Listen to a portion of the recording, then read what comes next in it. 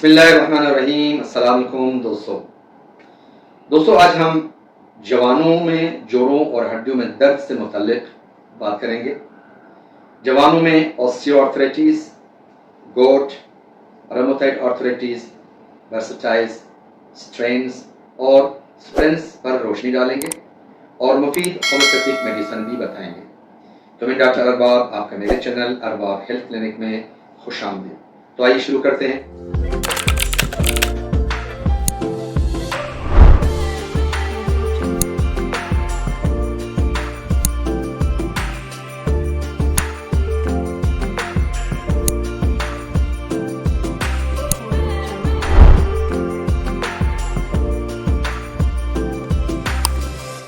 دوستو آج کے دور میں جوانوں میں جوڑوں کا درد بہت عام ہو گیا ہے۔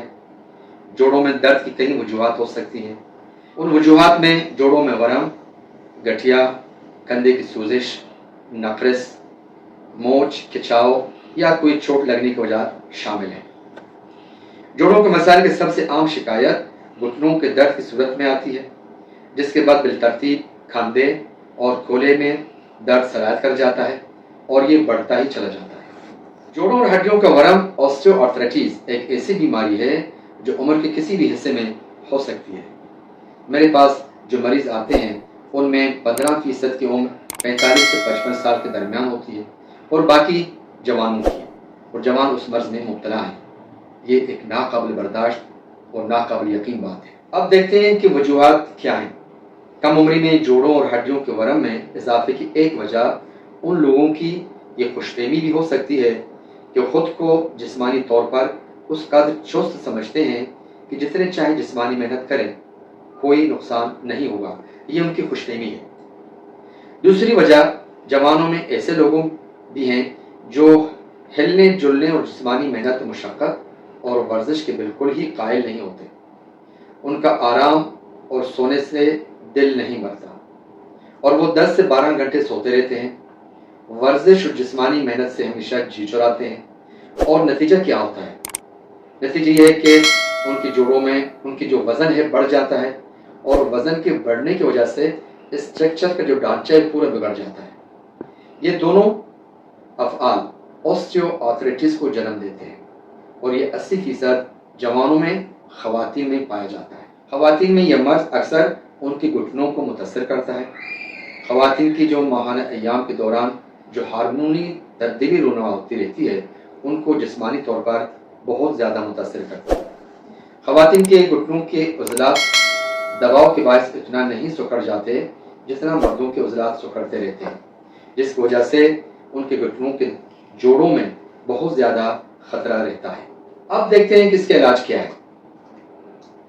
ساتھیوں، میڈیسن یوز کرنے سے پہلے پوری کوشش کرنی چاہیے کہ گھٹنوں کو کوئی چوٹ نہ لگے۔ خواتین خاص طور پر اونچی ایڑی کے جوتے یا سینڈل نہ پہنیں۔ دن میں پابندی کے ساتھ 2 سے 3 کلومیٹر پیدل واک کر لی جائے تو یہ جوڑ اور ہڈیوں کے لیے بہت ہی مناسب ہوگا۔ اس کے علاوہ صبح کا دھوپ لینا چاہیے، جس کی وجہ سے وٹامن ڈی کی کمی دھوپ لینے سے پوری ہو جاتا ہے۔ اب دیکھتے ہیں کہ کون سی ہومیوپیتھک میڈیسن اس مرض کے لیے کارگر ثابت ہوں گی۔ اس سلسلے میں نے ایک نہایت ہی مفید کمبینیشن تیار کر رکھی ہے جس کے استعمال سے بریلینٹ رزلٹ ملتا ہے، کیونکہ یہ ہمارا یہی سلوگن ہے کہ جہاں ہومیوپیتھی ہے وہاں ہوپ ہے۔ اس کمبینیشن میں میں نے 6 میڈیسن شامل کی ہیں۔ نمبر 1 ہے ایسڈ سلفرک 6CH پوٹینسی میں۔ نمبر 2 ہے ارجنٹم میٹیلیکم 6CH پوٹینسی میں، اور نمبر 3 ہے آرنیکا 30CH پوٹینسی میں، اور نمبر 4 ہے براؤنیا الوا 12 میں، 5واں نمبر ہے کاسٹکم 30CH پوٹینسی میں، اور 6واں نمبر ہے لیڈم پال 30CH پوٹینسی میں۔ اب ان کی طریقہ کار کیا ہے، کس طرح استعمال کرتے ہیں اور کیسے بنائی جاتی ہے، یہ میں آپ کو بتاؤں گا۔ آپ یہ 6 کی 6 میڈیسن سیل پیک کسی اچھی کمپنی کی خرید لیں، ریکویج کی ہوں یا شعبے کی، لیکن وہ باہر کی دوائیاں۔ ساتھ میں ایک خالی فائل لے لیں، اس خالی فائل کے ساتھ ایک نوزل بھی ساتھ میں لے لیں۔ یہ 6 میڈیسن کو لے کر گھر آئیے گا، انہیں ایک ایک کر کے اس خالی فائل میں ڈال دیجیے گا اور اس کی نوزل لگا کے اچھی طرح مکس اپ کیجیے گا۔ اب آتے ہیں اس کو استعمال کیسے کرتے ہیں۔